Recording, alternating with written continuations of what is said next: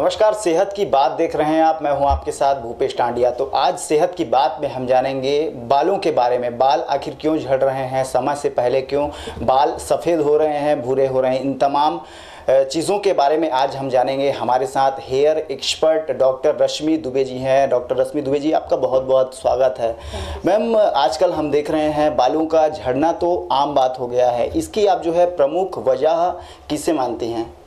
देखिए, बालों के झड़ने की बहुत सारी वजह हैं, जिसमें कि सबसे पहले तो आता है कि पोषक तत्वों की कमी, क्योंकि निरंतर डाइटिंग करने से या कम पोषक तत्वों से युक्त आहार लेने के कारण बालों का झड़ना एक प्रमुख समस्या बन चुकी है। इसके अलावा दिनचर्या में भी काफ़ी जो परिवर्तन आजकल हमें देखने के लिए मिलता है, पर्याप्त नींद का ना होना, ये भी बहुत बड़ा कारण है। अगर मान लीजिए किसी मेजर ऑपरेशन के बाद, किसी प्रोलॉन्ग्ड इलनेस के बाद में भी ये समस्या देखने के लिए मिलती है। स्ट्रेस बहुत प्रमुख कारण है आजकल बालों के झड़ने का। हम देखते हैं लोग आजकल बहुत सारे सैलून ट्रीटमेंट्स लेते हैं, जैसे कि बालों में कलरिंग कराना, स्ट्रेटनिंग कराना। तो ये भी बहुत मुख्य रीज़न है, क्योंकि इन सारी समस्याओं से भी बालों का टूटना, बाल रुखे हो जाते हैं जिसके कारण टूटने लग जाते हैं, ये हमें देखने के लिए मिलता है। कुछ ऐसी मेडिसिन्स होती हैं, कुछ ऐसी मेजर इलनेस हैं जिनके कारण उस मेडिकेशन के कारण भी बालों का झड़ना देखने के लिए मिलता है।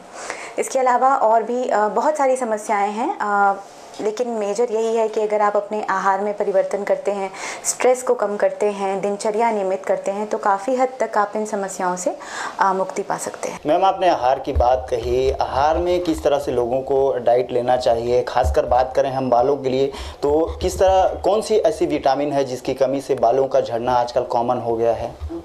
देखिए, विटामिन जो भी है A, B, C, D, E, K, vitamin B12 है।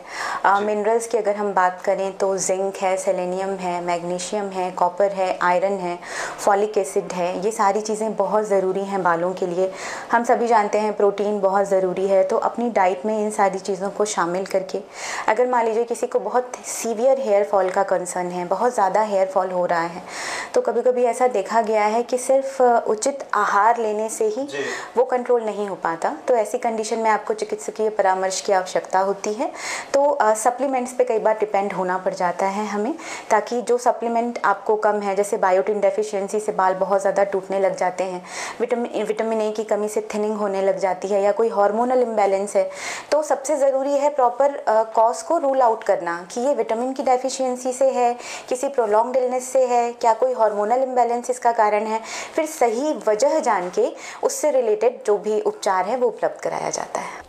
मैम, जैसे हम देखें तो आज के समय में बालों का सफ़ेद होना भी बेहद कॉमन हो गया है। पहले के समय में हम देखते थे कि बुज़ुर्गों का जो है बाल सफ़ेद हुआ करता था, लेकिन हम छोटे छोटे बच्चे के भी आजकल बाल देखते हैं तो काफ़ी ज़्यादा पके हुए यानी सफ़ेद नज़र आते हैं। ये किसकी कमी से होती है? देखिए, बालों का सफ़ेद होना जो है, इसके कुछ प्रमुख कारण हो सकते हैं। देखिए, सबसे पहले तो बालों का सफ़ेद होना आनुवांशिक हो सकता है। जेनेटिकली भी ये पीढ़ियों में ट्रांसफ़र होता है। बालों का सफ़ेद होने का बहुत प्रमुख कारण स्ट्रेस भी है, क्योंकि बालों का जो रंग होता है वो एक पिगमेंट से डिसाइड होता है, जिसको हम कहते हैं मेलानिन। जैसे जैसे हमारी उम्र बढ़ती जाती है, वैसे वैसे मेलानिन का सिंथेसिस कम होने लग जाता है, तो बाल धीरे से ग्रे होने लग जाते हैं। तो स्ट्रेस लेने के कारण जो कॉर्टिसोल हार्मोन है, जो कॉर्टिसोल हार्मोन रिलीज़ होता है, ये धीरे धीरे मेलानिन सिंथेसिस को काफ़ी प्रभावित करता है। तो इसीलिए हम देखते हैं कि आजकल कम एज में भी या यंग एज में भी लोगों के बाल स्ट्रेस के कारण सफ़ेद होते जा रहे हैं। इसके अलावा फिर से खान पान में अगर अनियमितता रखी जाती है तो फिर विटामिन डेफिशिएंसी से भी बाल सफ़ेद हो सकते हैं। बहुत ज़्यादा स्मोकिंग करने के कारण भी बालों में सफ़ेदी देखी जा सकती है।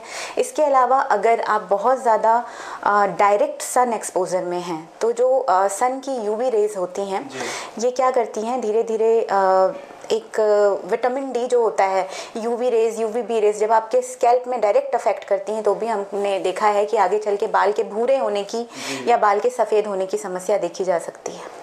डेंड्रफ की प्रॉब्लम कई लोगों को बहुत ज़्यादा बनी रहती है, खासकर ठंड के मौसम में हम देखें तो ठंड के मौसम में डेंड्रफ और बालों का झड़ना बेहद कई लोगों को कॉमन हो जाता है। जिनके बाल नहीं झड़ते हैं वो भी ठंड के मौसम में झड़ने लगते हैं। तो ये किस तरह से इसको देखें कि आखिर बाल झड़े ना, और डेंड्रफ की प्रॉब्लम से कैसे मुक्ति पाई जा सकती है? जी, देखिए, पहले तो सफ़ेद बाल में एक और चीज़ मैं ऐड करना चाहूँगी कि सफ़ेद बालों के लिए आजकल कुछ ऐसी थेरेपीज़ हैं जो आई हुई हैं। जैसे यूवी रेस से ही अफेक्शन होता है बालों में, तो यूवी रेस से ही रिलेटेड एक थेरेपी आई हुई है आजकल, जिसमें हम यूवी रेस को ही यूज़ करके वापस से मेलानोसाइट्स को एक्टिव करते हैं और डाइट वगैरह में सुधार करके भी हम उसको ठीक कर सकते हैं। इसके अलावा PABA एक मेडिसिन है 200 mg, जिसको देके अस्थायी रूप से बालों को आप वापस से ब्लैक कर सकते हैं। तो ये तो हो गए सफ़ेद बाल से रिलेटेड सॉल्यूशन जो मैं उधर बताना भूल गई थी। इसके बाद है दूसरी चीज़ की जो आपने पूछा डैंड्रफ से रिलेटेड समस्याएं।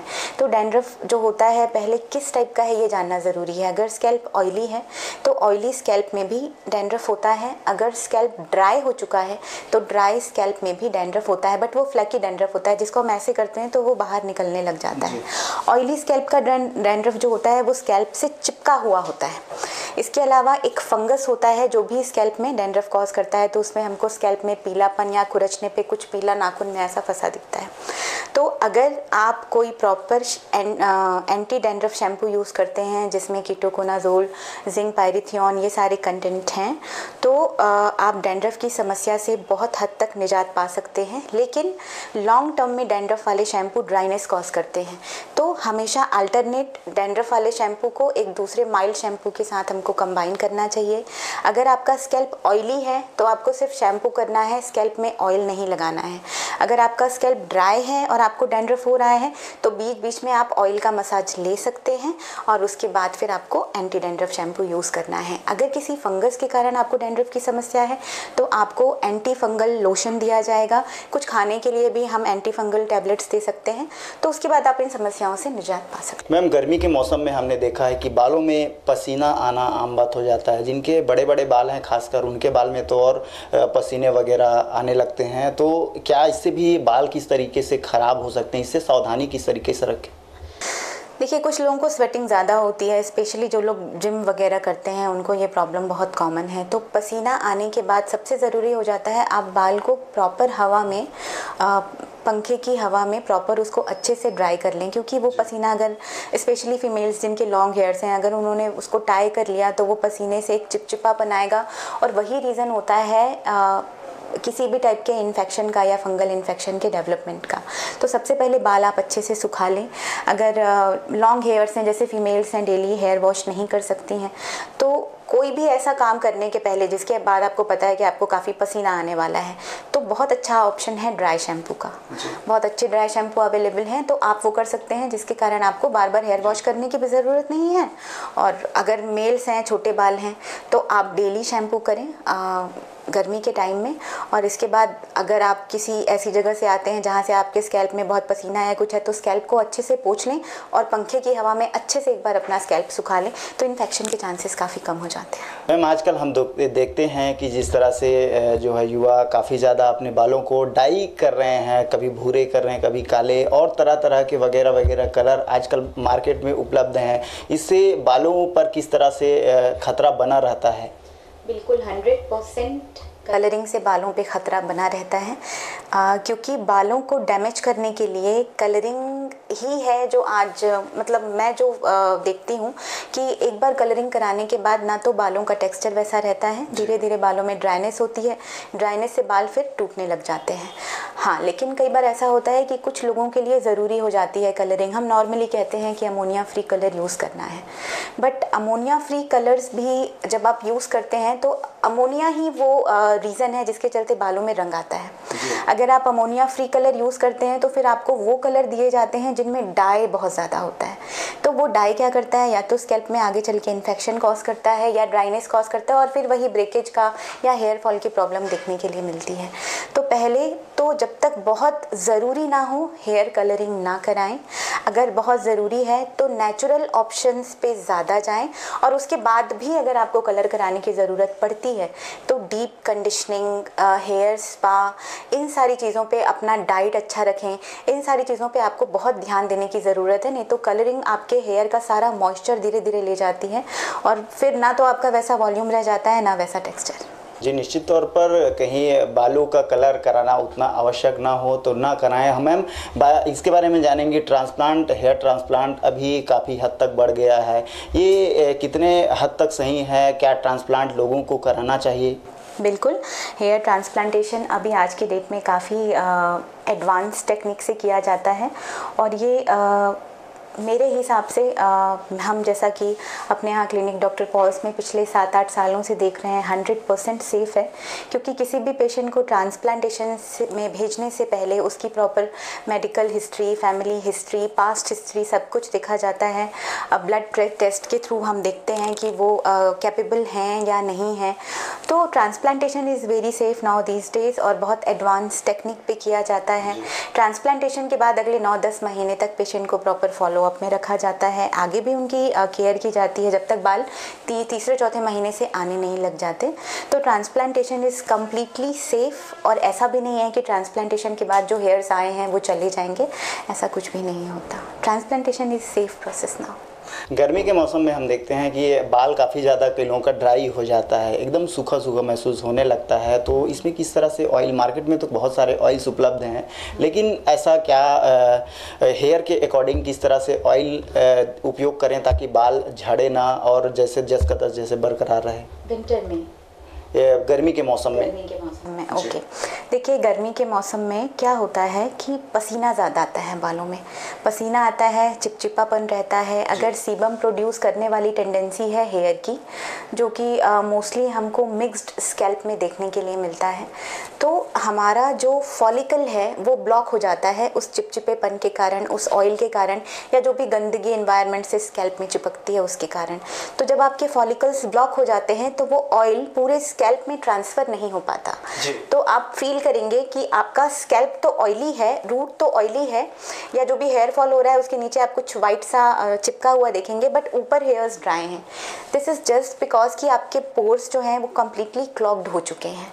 तो उसके लिए फिर से ज़रूरी है कि या तो आप एक आध बार स्टीम ले लें, प्रॉपर अच्छा शैम्पू यूज़ करें। फिर यहाँ पे मैं बोलूँगी कि एंटी डैंड्रफ शैम्पू आपको यूज़ करना चाहिए, जिसको किसी माइल्ड शैम्पू से अल्टरनेट करना चाहिए। और जब आप बालों में भाप लेते हैं तो उससे क्या होता है, वो पोर्स आपका ओपन कर देता है, तो वो ऑयल जो है वो पूरे स्कैल्प पे ट्रांसफ़र होने लग जाता है।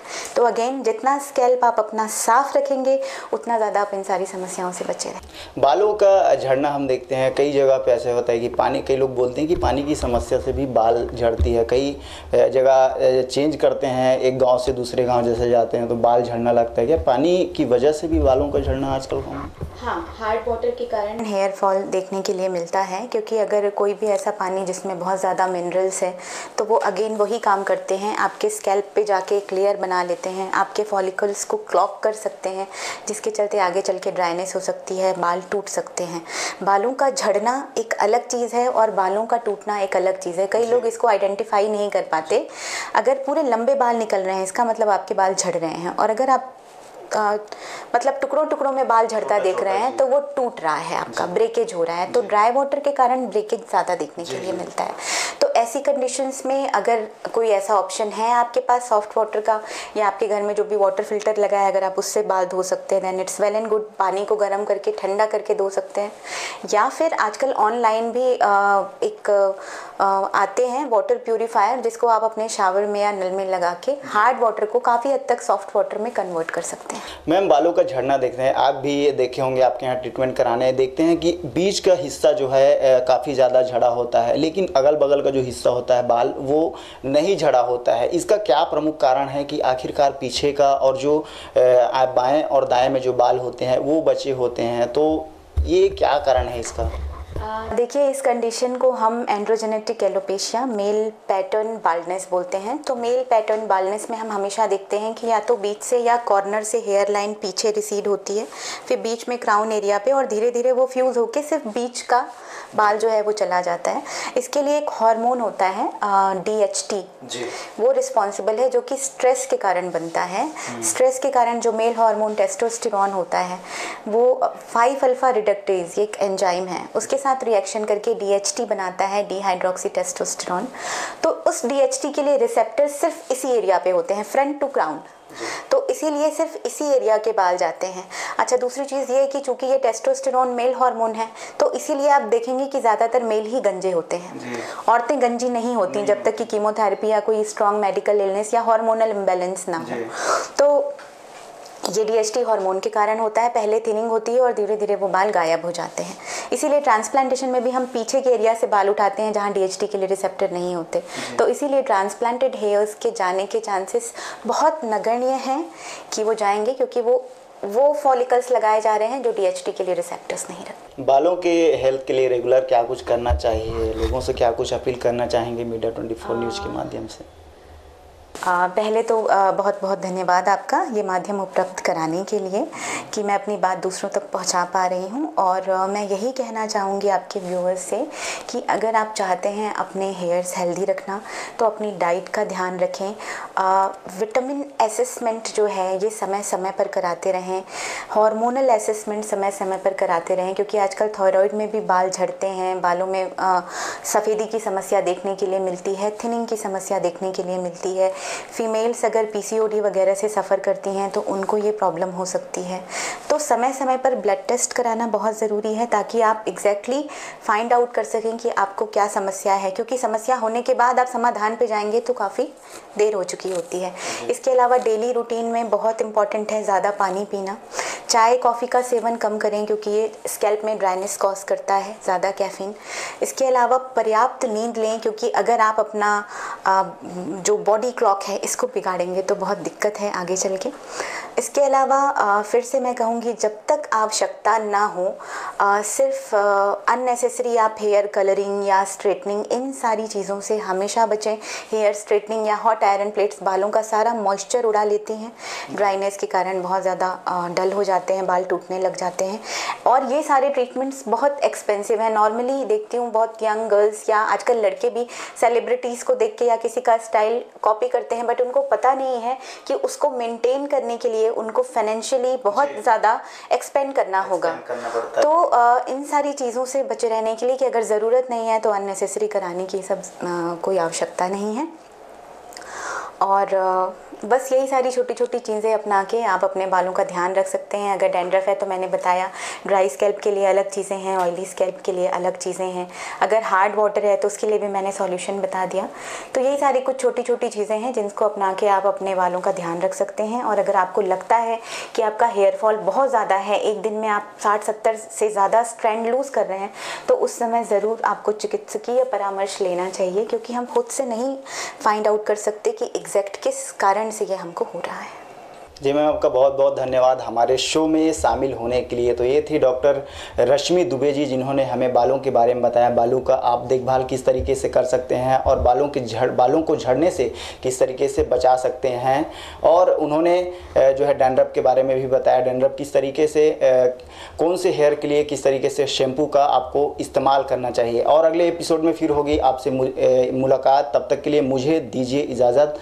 सेहत की बात भूपेश टांडिया के साथ। श्री मेडिशाइन हॉस्पिटल की कोविड-19 कोरोना केयर सुविधा, गंभीर मरीजों के लिए उच्च इलाज, 24 घंटे डॉक्टर्स एवं प्रशिक्षित नर्सिंग स्टाफ, एंटीजन एवं RT-PCR टेस्ट की सुविधा, आपातकालीन स्थिति में वेंटिलेटर के साथ एम्बुलेंस की सुविधा, ICU की सुविधा, साथ ही साथ शासकीय शुल्क में इलाज की सुविधा उपलब्ध है।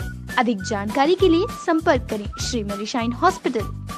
हमारा पता है Shri Medishine hospital, new Rajendra Nagar, Amlidih, Raipur.